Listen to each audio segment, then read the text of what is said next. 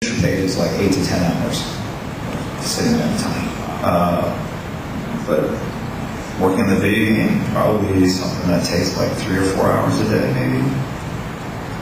So, Wildstorm. But I draw while I'm in the office, so I'll take phone calls while I'm working, or email, or iChat, or people walk in and show me stuff. So there's a lot of multitasking going on. And the way my contract was set up, it's very lenient. Like, I don't have to be there at 8 or 9 in the morning. It's basically my hours have to overlap normal business hours to a certain degree, to a reasonable degree. So sometimes I roll in at like 2 o'clock, 3 o'clock in the afternoon. But generally that's because I'm up till 6 or 7 in the morning finishing a page. So I'll be in the office anywhere from 11 to 6, 2 to 6, and then at the drawing table between 10 and 3, 4, 6, depending on the deadline. Yeah. So like this morning I was drawing in the hotel room.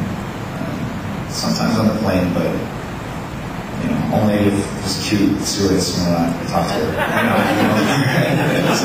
Because they always ask. But just like if you guys want to meet people on the plane, just whip out some papers and probably stuff. I wonder if you could tell us a bit about how small rock bullet you guys at Marvel end up, performing in and all that stuff, like how you guys connected and decided to strike out on your own. Well, we were all working at Marvel at the time, and then we decided we could do a better job of being publishers. And we left, and we started with comics. We initially went to Malibu, and we published through them for a short period of time, and then we left and started our own. And the interesting thing was, none of us really had any business experience, so we probably made every mistake we could possibly make, but we still did okay. And I think partly it was because it was a huge boom at the time, and everything was doing okay. That said, I think we learned a lot, and it was a great time. Regardless of the labels and all that, and regardless of all the interpersonal conflicts that were within Image Comics, it was one of the best decisions I made. One of the funnest and most boisterous periods of my life. So, great memories. You know what I mean, when you guys were sort of talking about it, like, did you have to keep it from Marvel pretty tightly, or did they know you guys were... Well, luckily we had phones, and we didn't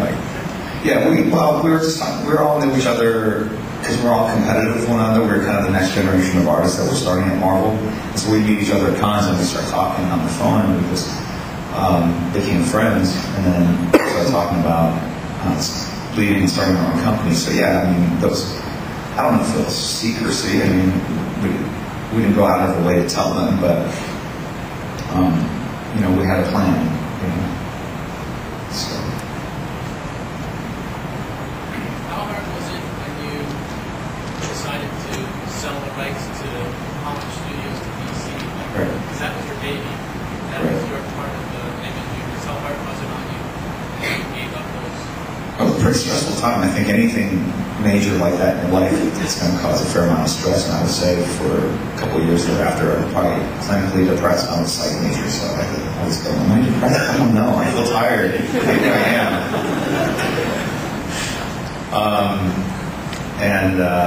So it was more, I think, for the years leading up to the sale, as the industry was contracting, we were always just trying to figure out new ways to really keep our part of the business growing and constant. So we're doing trading cards and a lot of licensed products and consumer products for DVD menus and all sorts of other crazy stuff.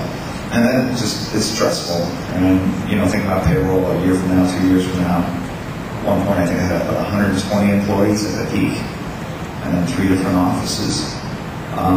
So even though I think it was a great decision to make, it took the load off my shoulders, it's still stressful to go through something like that.